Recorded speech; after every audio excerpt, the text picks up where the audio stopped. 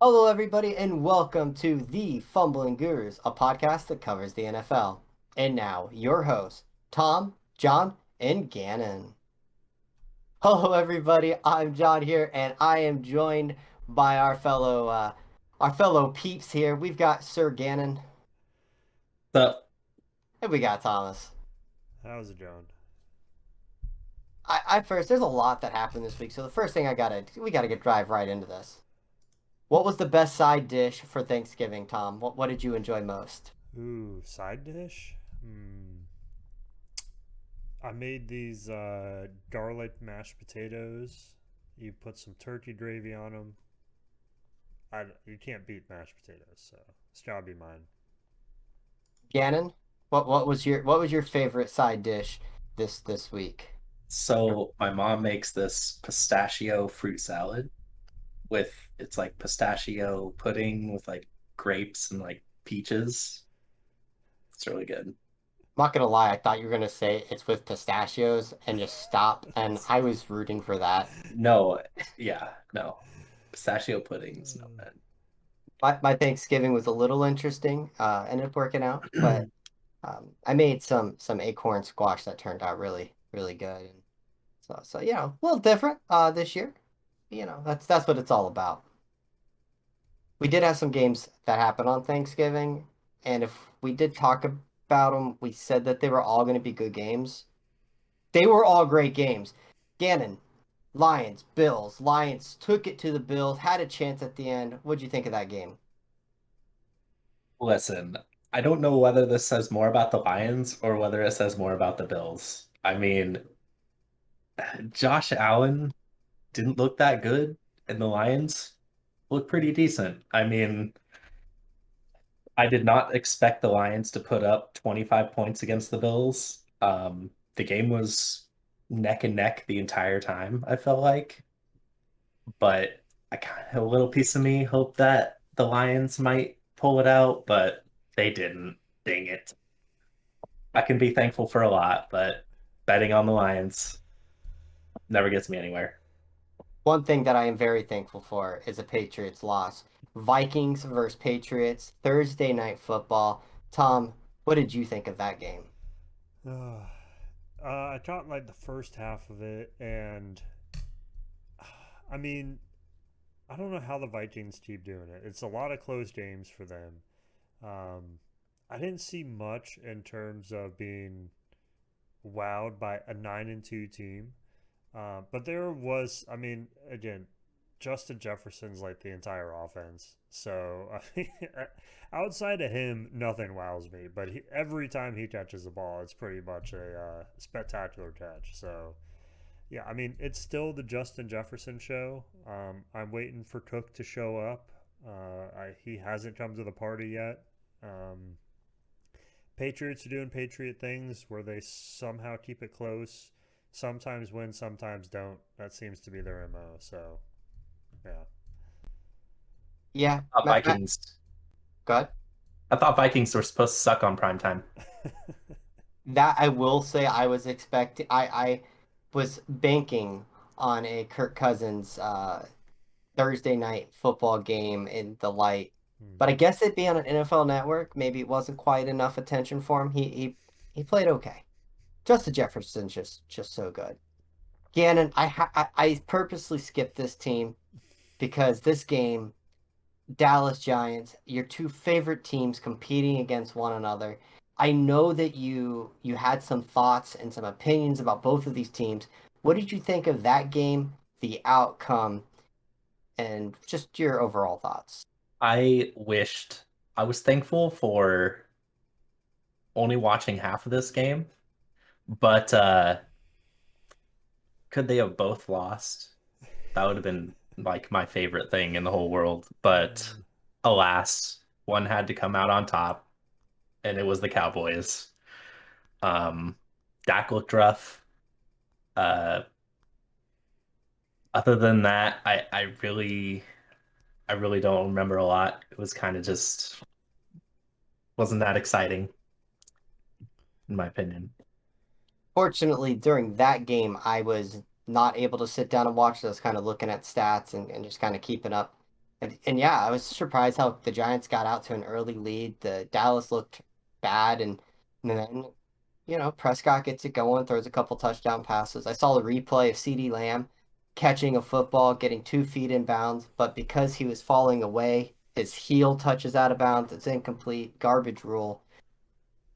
But anyways, I don't have Pollard, CeeDee I Lamb. will say, Pollard has been a rock star for the Dallas Cowboys. Not that game. Not that game, but in general, he has been a rock star for the Dallas Cowboys. So I do want to move on from Thursday games. We kind of just briefly touched on them. Tom, I kind of talked 2 games to Gannon. Is there anything that you wanted to hit on? I think the only thing for the Giants, like when I was watching that game, freaking Daniel Jones, I think he was pressured like every single drop back. And he was, I thought he was a better quarterback that game. Just he was getting a lot of pressure. He was stepping up, having to make the plays. He was finding people open. He was making the throws that he needed to make. Um, I would be interested to see the Giants with a little bit of a better offensive line, or maybe just playing someone that isn't Micah Parsons or whatever. But he looks good despite not having much support from the offensive line. Yeah, that's encouraging since he's not exactly rated very highly. Yeah. All right, so I want to ask you this. I'm going to start with Gannon. I'm going to go to you, Tom. Tom, actually, no, I'm going to reverse that. Tom, I'm going to go to you, Gannon. Take some time to think about it. Biggest surprise of the year to date. I know we talked about teams that have been up and down. I'm going to list you a couple teams. All right. Biggest surprise, good, bad, whatever. Surprise. Rams, Bucks, Broncos, the Washington football team, Giants, Jets, or Vikings. I can only pick one of those. Only one. uh, um, I'm gonna pick two. I have to pick two, but one would be the Broncos. I don't think anyone saw quite what was going to happen to this team. That like it's nothing's good. Nothing good is happening with the team. Everyone was high on them coming into the season. They had an elite quarterback, whatever, and it's all falling apart. Um, and then the second team, I think I still have to pick the Jets. That's pretty surprising. Because they came in first couple weeks pretty dominant. They lose their running back. Everyone kind of thinks that it's going to taper off a bit. Then they bench the quarterback that kind of got him to this place. And then the new guy that's coming in is better than the guy that just got bent. So, like, what is going on with the Jets?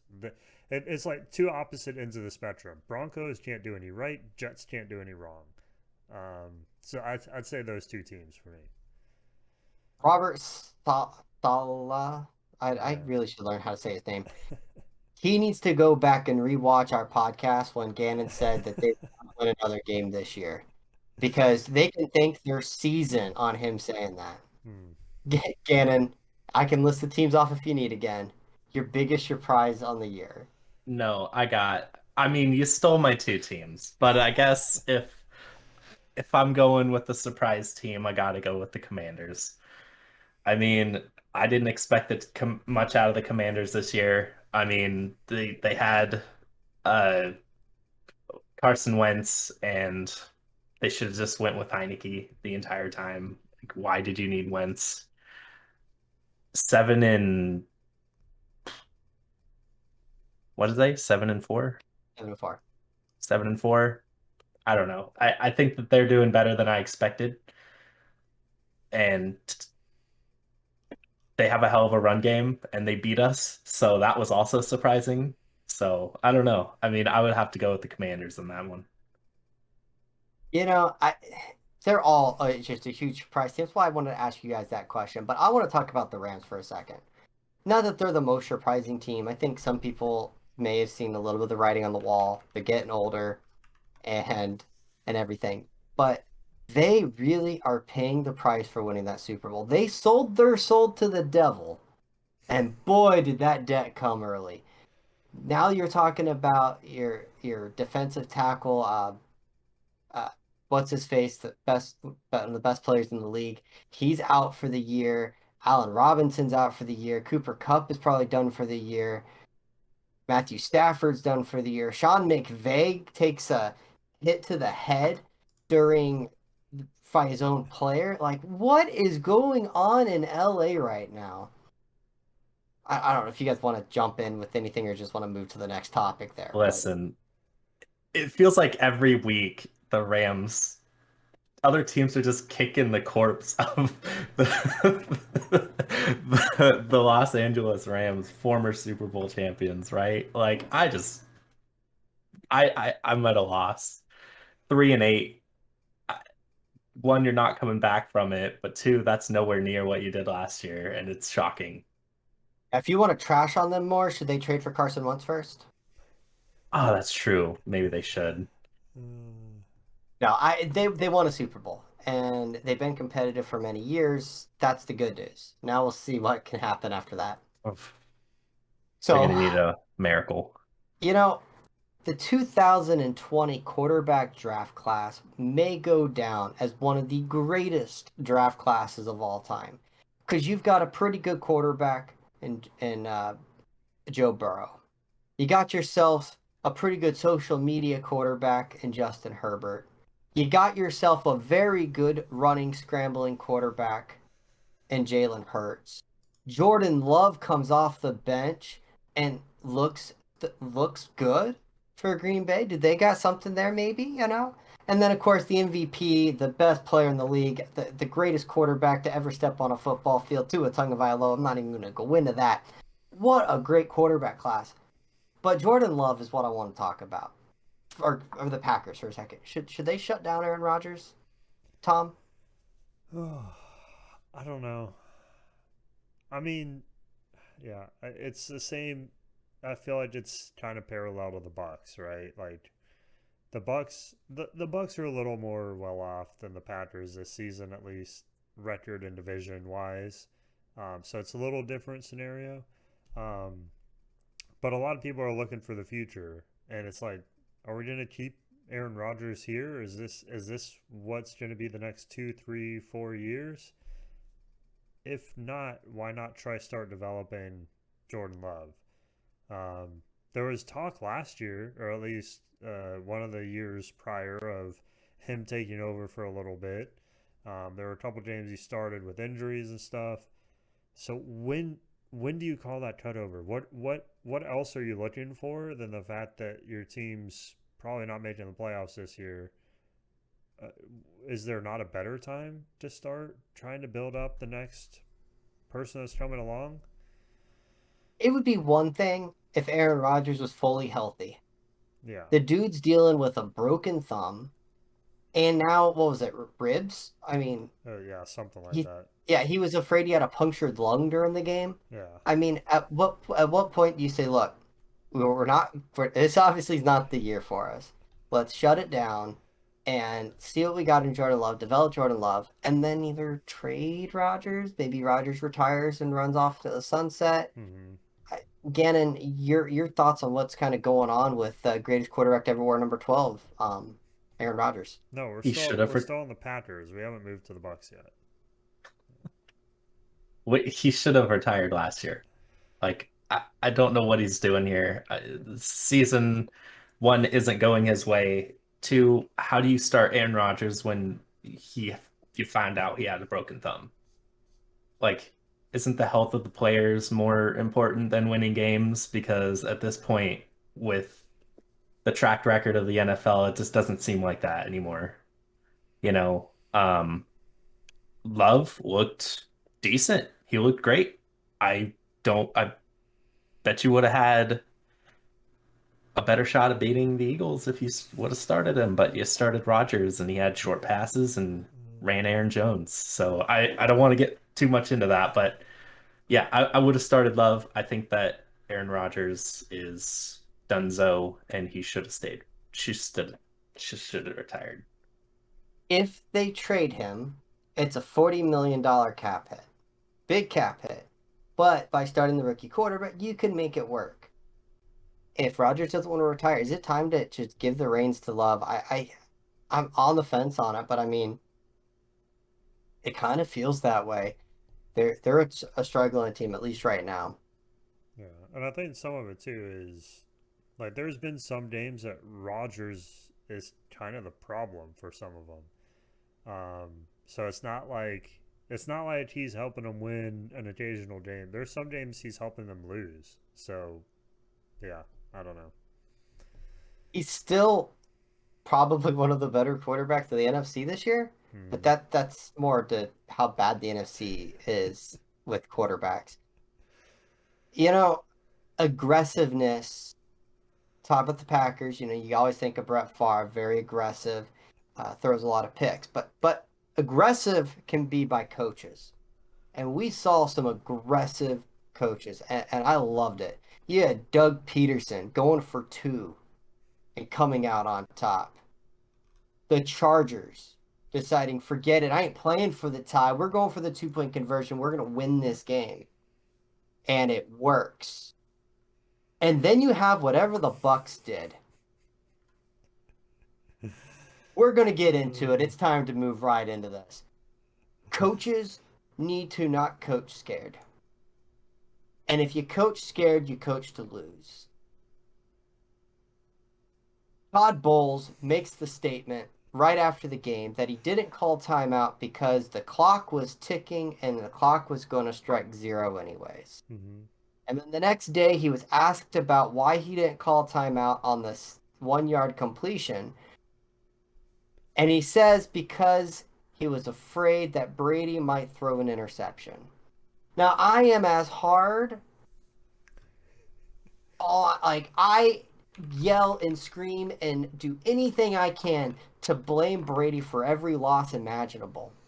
But the guy is a very good quarterback who doesn't turn the ball over a lot. If you were scared that he's going to turn the ball over instead of leading your team down to have a chance to win the game, then you don't belong to be a head coach in the NFL. Period. I am a believer that there are some things that are fireable offenses. Losing to the Jaguars that are Urban Meyer coming off of getting off the plane issue, fireable offense. Brian Flores fired. Tom, this is your team. This is the Buccaneers. And obviously, we're going to get more into the game here, but I wanted to get to this real quick. Was that a fireable offense from Todd Bowles? I think I get his perspective, right? You it was what 30 something seconds on the clock, let's say 40 something seconds, right? And basically what happened, just I don't think we've gone into details. There's like less than a minute on the clock, and they run a play. It's a 1 yard pass. They don't call it. They have all three timeouts.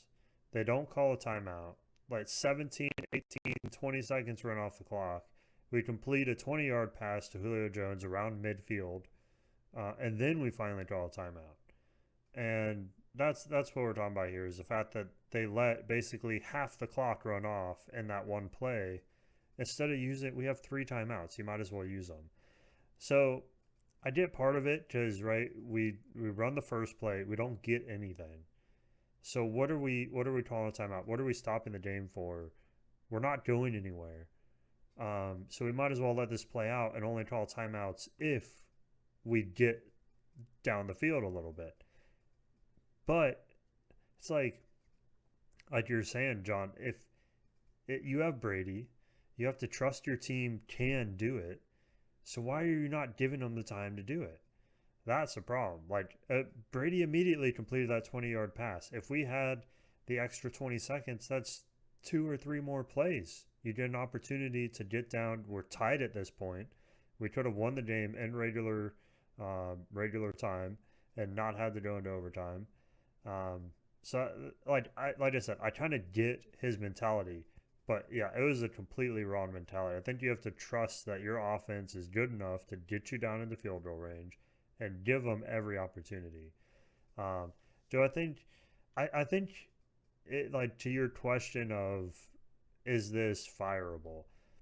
No, But if I'm an owner, it makes me pause a second to be like, is this guy really a head coach? Because he doesn't have the confidence to know when his team can do something and make sure he gives them the tools to do it. So it's like, why are you head coach when you're, like you said, playing to not lose? Um, so I think that's my problem with it is it kind of makes it seem like he's not really ready to be a head coach. Earlier in the game, there was a 4th and 2. I want to say it was like at the 39-ish yard line. It was too long for a field goal, and it was 4th and 2, and they decide to not call a play. They take a Mm-hmm. delay game penalty, and then punt it. It was one of the most, Yeah. according to this like give up metric thing, is one of the most cowardly punts since 1999. This isn't just one instance of him being bad at clock management. Yeah. You had that situation. You had a sequence, and I was watching the Dolphins game, so I missed this, but you had a sequence where you went a 3 and out and ran 17 seconds off the play clock. Yep. It's almost like they don't know when to be conservative and they don't know when to be aggressive. Yeah. Now I know we just got into all of that. We kind of should have done this from the get-go. Tom, can you kind of walk me through what happened with the Bucks game? Walk me through it, and then Uh, tell, of course, the outcome and what your takeaways are from this game. yeah. Yeah. I mean, to stay on this topic just for a second longer, that there was a lot of those throughout the game. And that's kind of what I've been talking about through this season of like we just aren't playing like the Bucks. Um, and it's not just making the plays and playing football. It's decisions and everything else that is going on. Because there was also like I think it was early in the game. I'm not remembering exactly when, but there was another like 4th and 1 situation. We were on our own like 40-yard line, and we go for it with a QB sneak with Tom Brady, and it's like very early in the game. There's no reason to be going for it on 4th down. It's um, in our own side of the half and everything. And like we ended up getting it, but it's like what this makes no sense. When there's no risk, we take the risk, and then when we should be taking the risk, we decide not to. And yeah, so it's just all over the place. And I think that's why it speaks to maybe the coaching that's behind the scenes, because whatever. But the game itself was kind of underwhelming. Not a lot going on. Neither side really was doing anything spectacular or had any kind of crazy plays going on. Um, we did get out to like an early lead, I believe, and we were kind of controlling most of the game. And then really the craziness happened in the last like 2 minutes. Um, the Browns drove down, scored to tie the game, and then of course we had about a minute, less than a minute, to kind of counter that, and decided to waste it all. Went into overtime. Again, a pretty uneventful overtime. I think we used up the whole 10 minutes, and finally someone kicked a field goal, I believe, at the very end to win it. Um, but yeah, so to me, it wasn't a great game. It was marred by mistakes. It was us having the lead. Same situation, what, in Atlanta, same situation with, I believe, Carolina or something near the end there. There was a lot of games where we just aren't finishing out the game. And this is another situation like that, but this time we don't win and we end up losing, which is inevitable because we keep putting ourselves in the same situation. Yeah. Now, on a flip side, isn't it great to see coaches go for two and go for the win? That's how I wanted to start this, and then I got distracted by the Bucks thing because so agitating. Gannon, do you love seeing coaches go for two like that? Of course. It just, I feel like it's not done enough, but it's a very risky play. Like, if you're a coach and you don't get it, that's points you could have had. And it's, it could cost you games, but ultimately it could win you games. So, I mean, I like it. It makes the game more exciting. So I want to say that according to the analytics, because I love throwing this term around. according to the computer models, it actually, I want to say it's like a 50-50 decision on whether or not you should go for two or kick the field goal and go to overtime. It more or less comes down to, do you trust your offense to be able to execute? If you do, go for two. If not, kick the field goal and then go to overtime.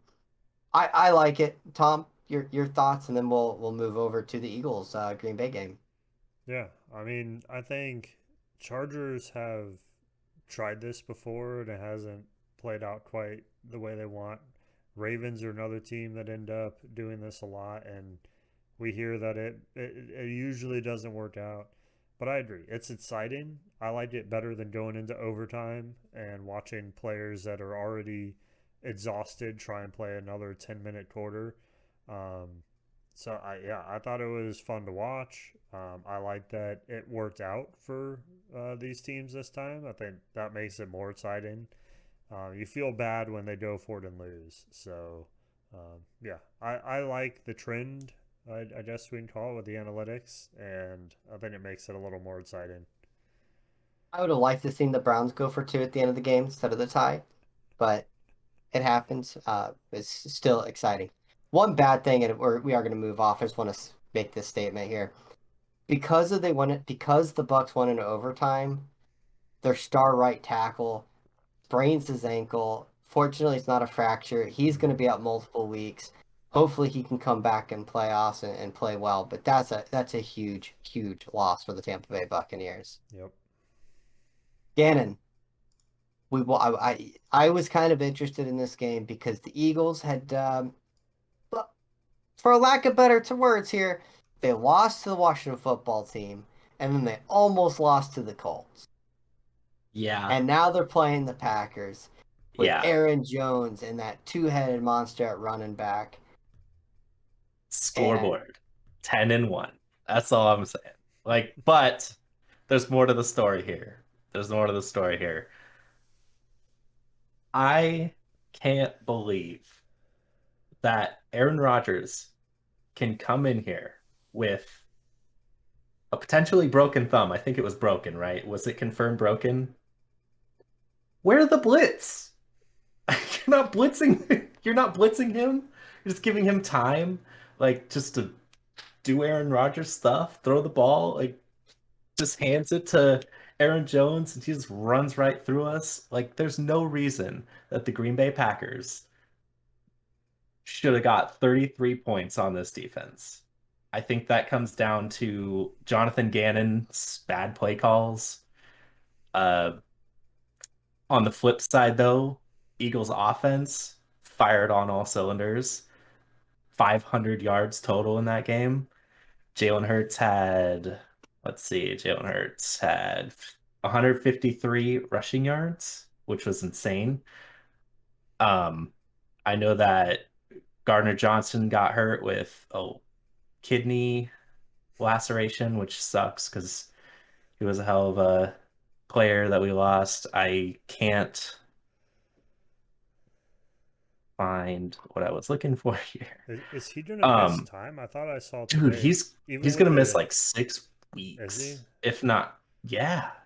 I don't that's know. I saw so. today like he's like, no, coach, I'm ready to play. Like, No way. Where'd you I, hear that? I thought I read something on Twitter that there's not really going to A be that serious. He's las going to be a few weeks. yeah. a laceration in your kidney? I was surprised too. Bro, come on now. I mean, you might be you need to be cleared by a doctor, friend. Like, but anyways, I mean, and every time I was looking, I was just like third down, Jalen Hurts runs it in for a first every single time. It's so great to have a mobile quarterback, and the opposing team just does not know what the heck to do with them. Um, you know, something that did surprise me is like 10 minutes left of the game, it was 4th and 9, and instead of just punting it away or something, they just 54-yard field goal by Elliott. And I'm like, okay, now it's a touchdown and field goal. And Green Bay got the touchdown, tried the onside kick, and Eagles swept it up and ended the game. So this is not just to kind of go back here. David Chow, which is pro football at Pro Football Doc, or I don't know what his ad is. It's whatever. Pro Football Doc is what I know him as.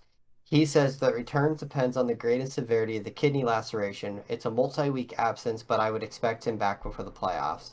Gout surgery. Oh, okay. I did not know So that. I thought I was reading that it was season ending, or it was, yeah, it was season ending or whatever. And then I heard somebody say 6 weeks because they were comparing it to somebody else who had the same injury.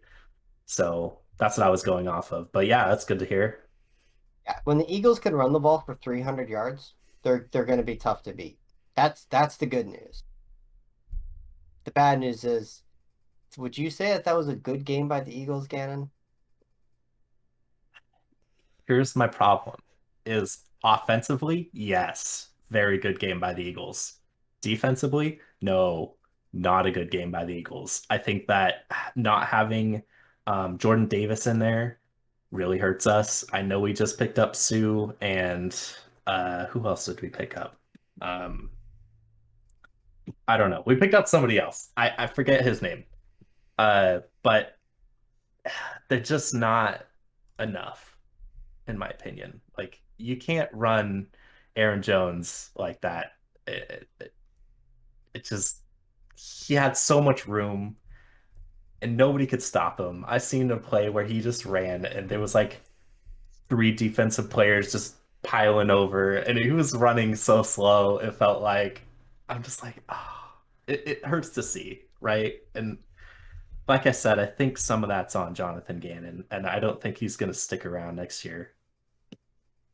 Still head coach candidate to going to be gone.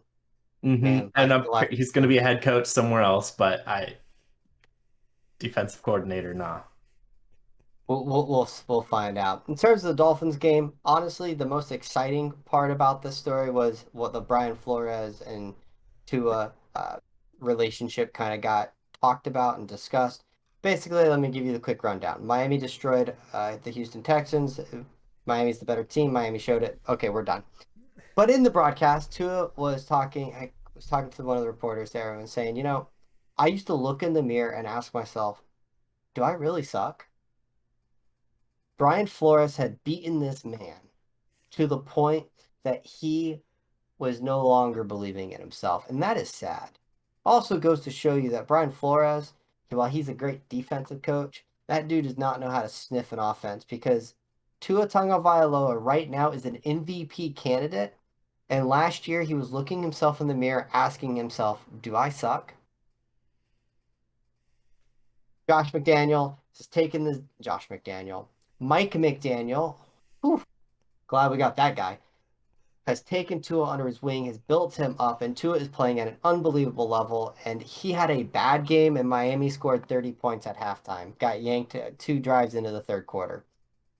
I just don't know what else to say about that. We're gonna move on. Jeff Saturday's magic. It was fun for 1 week. It was kind of fun for a second week.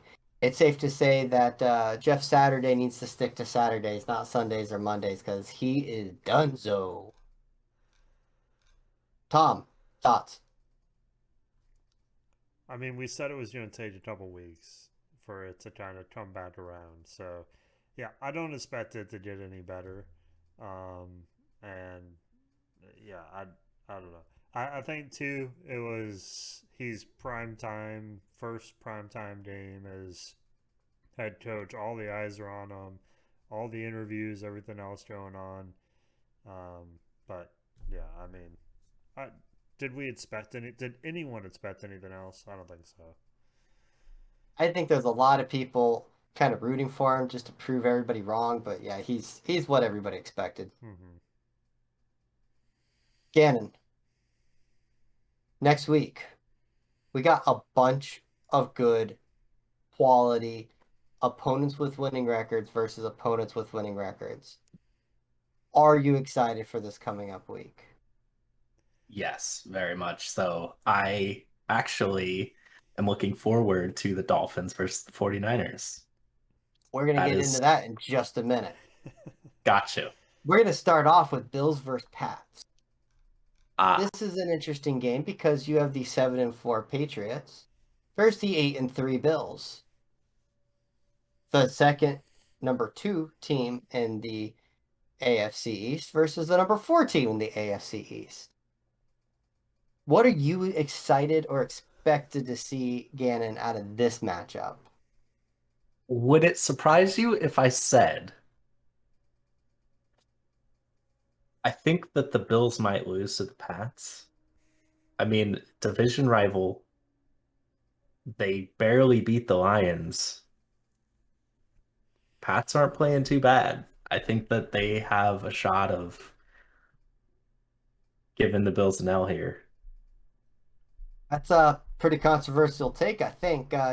Tom, what do you think of what Gannon just said? I I I do think the Bills the last couple weeks have been sort of trending downwards. Um, they haven't been quite what they were in the beginning of the season.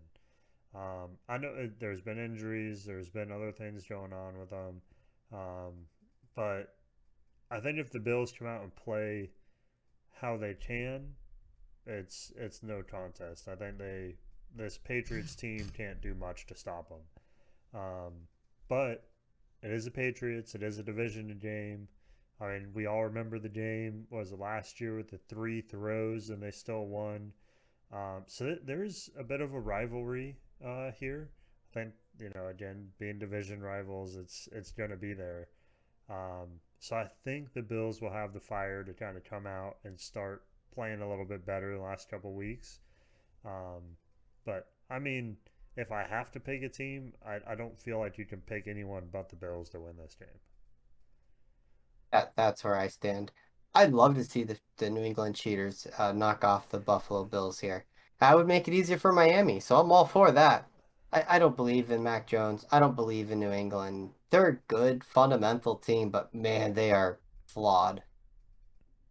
But that's We'll a see. pretty yeah, We'll see. we will see. That's a pretty good Thursday night start to the week, though. Honestly, I didn't even see that game when I was looking, so I overlooked it. So I'm gonna So list then I'm gonna list a couple games here. And Tom, which one is are you most excited for? You've got Vikings Jets, you've got Giants Commanders, and you've got Bengals Chiefs. Vikings Jets out of those. Um, I think like we've been saying, Vikings are barely winning games.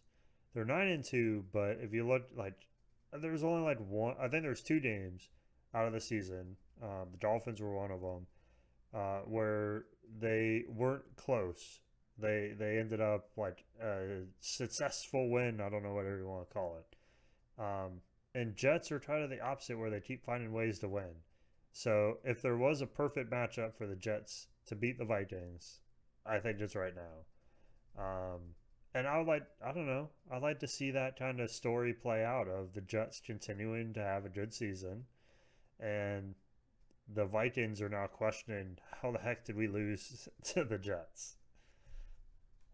I'm glad you're rooting for that because I certainly am not. I will say this game has some intrigue to that because of that. Also, defend Miami here. It was a really close game, one possession until the final minutes here. And then Dalvin Cook breaks a 55-yard touchdown run. But it was I'm just close. looking at the final score, man. Yeah, yeah, yeah. Gannon, Giants, Commanders, Bengals, Chiefs. Which one are you excited for and why? uh man, I don't want to say Commanders Giants. I just There don't you go. care. That's what you I said. don't I don't care who wins that. They're both the same score. I don't care that you move up in the standings at all. Eagles are gonna be the top team in that division. So I don't care who wins that game. Great. Giants win, cool. Commanders win, cool.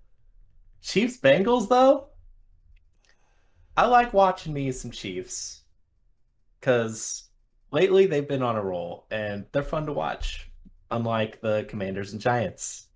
So I will be looking forward to Patrick Mahomes running rampant over the Bengals. That's fair. It's kind of fun. AFC championship game all over. Bengals versus Chiefs. I believe this is in Cincinnati. It should be a good test for both of these teams. I mean, I feel like we say this about the Chiefs all the time. Like this should be a good test. This should be a good test. But this really should be. The Bengals are kind of peaking. They're playing pretty good ball. I believe they're going to get Jamar Chase back and Joe Mixon back this week. Those are big boosts to their team. T. Higgins is playing lights out football.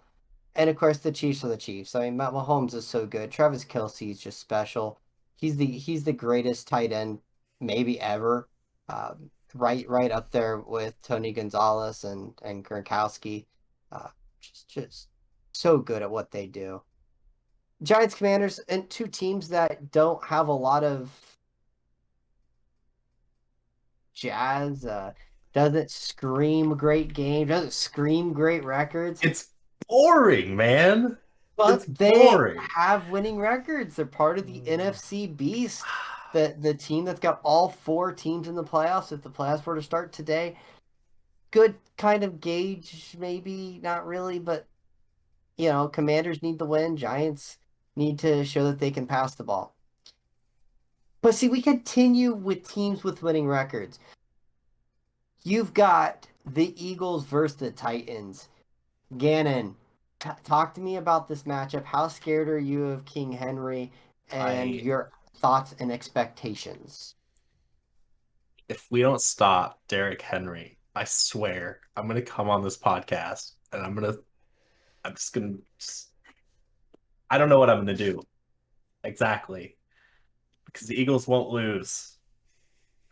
You heard it here. No, The Eagles will not lose.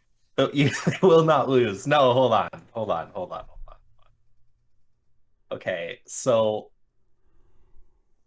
I just can the Eagles run through the Titans? I haven't watched many Titans games. I don't know what their defense is really like, so I can't really say, but I know that if we just let three straight teams run right through us with their running backs, and if there's a team that can definitely run the ball, it's the Titans. And so, yeah, I'm sweating a little bit.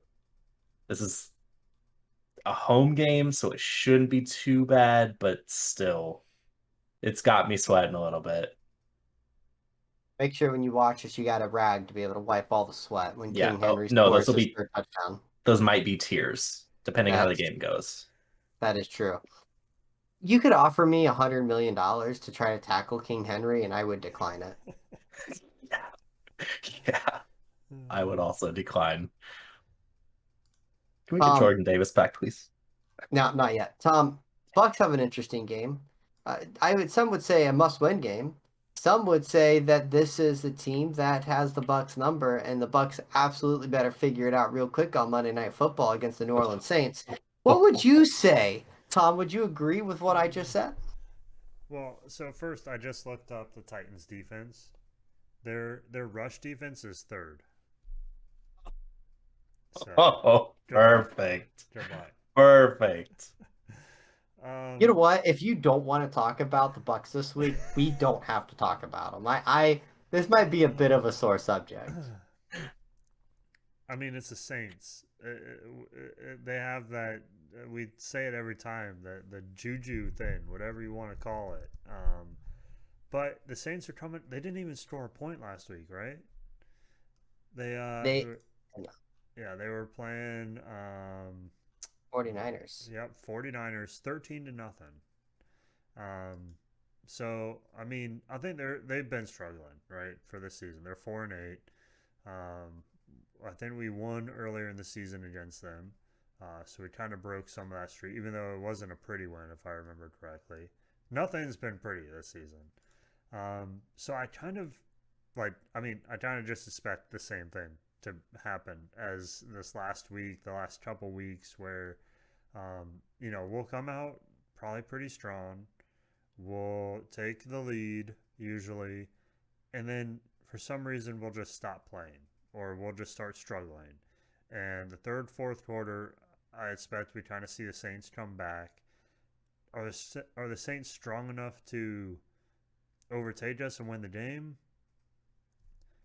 I'm leaning towards no, especially being in Tampa. I think we'll keep the lead, but I think we will make it closer than it should be.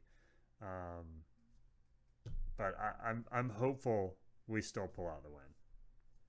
If they lose this, what will your reaction be? I mean, so let's see. We're still not even a game above everyone else in the division. And a reminder that division is the Falcons, the Panthers, and the Saints. So I just got done saying how the Saints haven't been having a very good season, and we're only like one game above them right now. So yeah, I mean, if we lose, that puts us pretty much even. Like the entire division is going to be even, and it's the freaking Buccaneers with Tom Brady and who are the other quarterbacks? Mariota. I can't even name. It's not Winston, right, for the Saints. I don't even know who's playing quarterback for the Andy Saints. Dalton is the quarterback of the New Red Orleans Saints right Rocket, now. Red Rocket, and then Panthers, who are on like their fourth quarterback this season, and it's Sam Darnold, who apparently is a good quarterback again. Um, that's who we are tied with right now. So yes, I'll leave my thoughts there with how this game is likely going to go this week. When the season started, the New Orleans Saints' starting quarterback was the number one overall pick of the draft. Mm-hmm.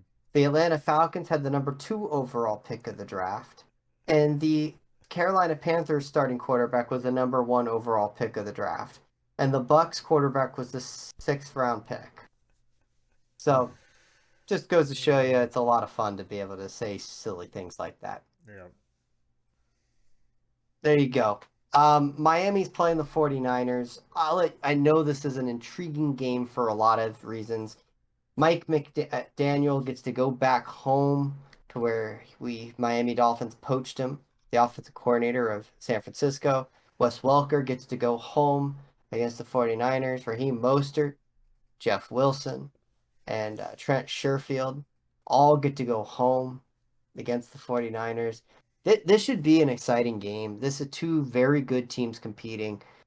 Two teams that are built differently, want to play the same, but they're fast. They got good players. It should be exciting.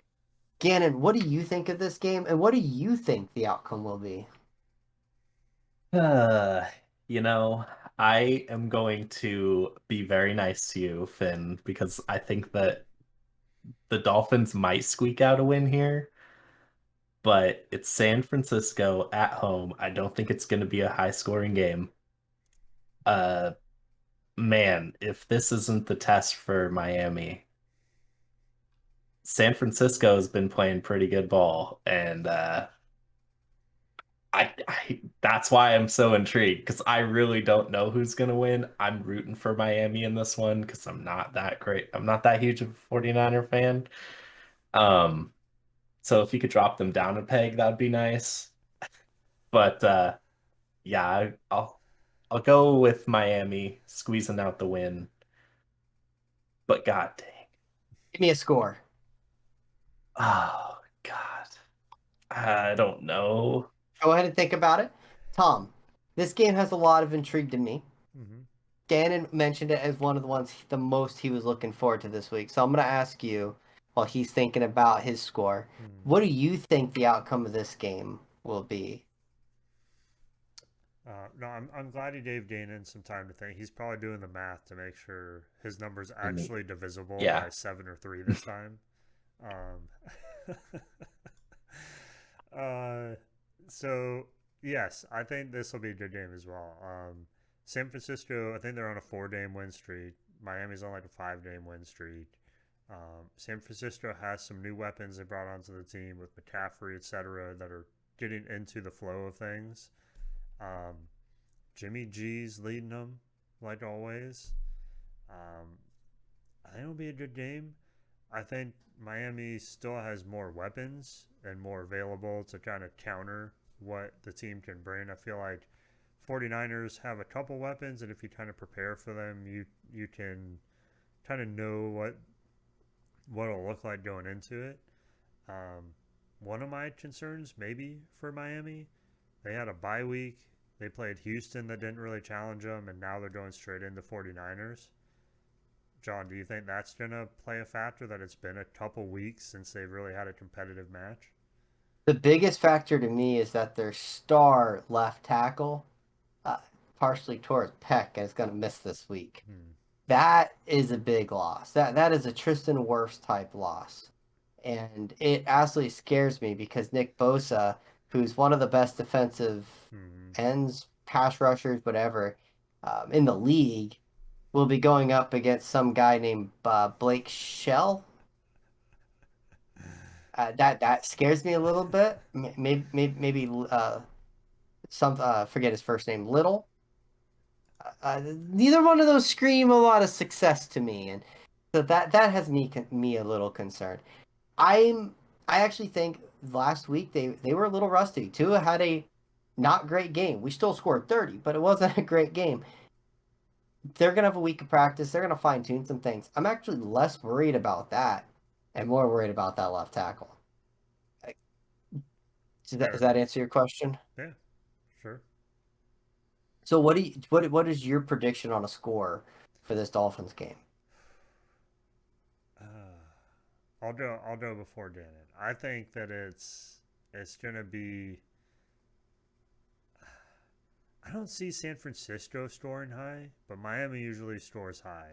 So I feel like San Francisco is gonna have to keep up. Maybe like 35 to 28, somewhere in there. That's what I'm thinking. Okay. Gannon, you've had some time to think. What do you Okay, got?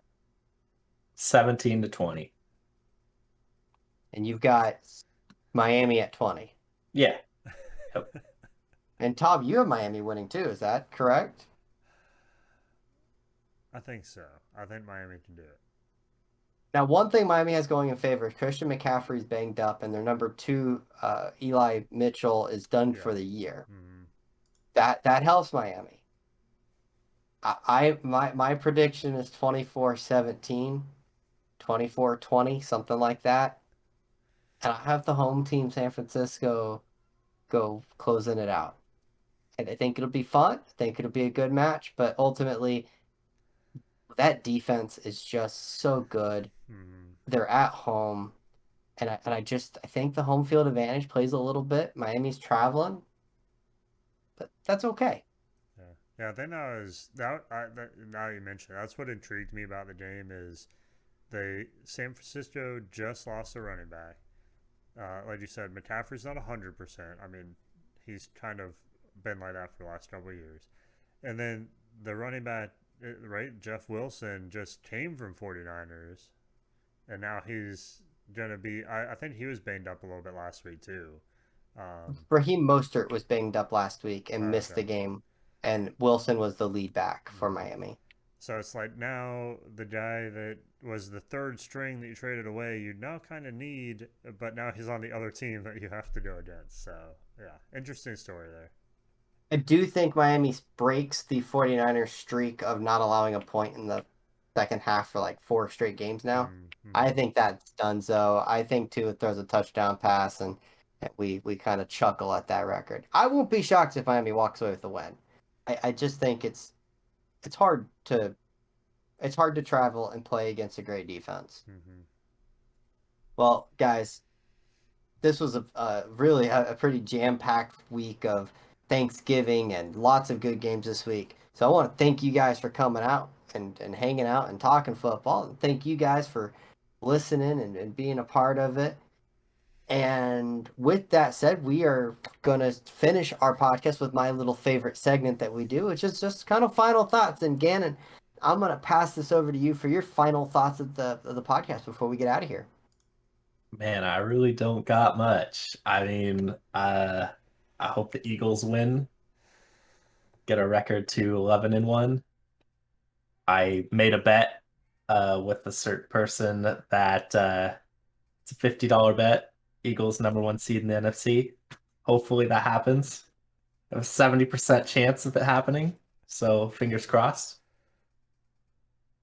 All right. And Sir Thomas. I mean, this is an uh, easy one for me today. USA, 1 win, 0 losses, 2 ties, moving on from group stage in the World Cup. I'm pretty excited. We're in knockout rounds, which is always good to get in there. Um, I consider this a success for the World Cup. I'm excited about it. My final thoughts is that USA continues to dominate England. That's it. There is no more. Thank you guys for hanging out. It was fun. Bye.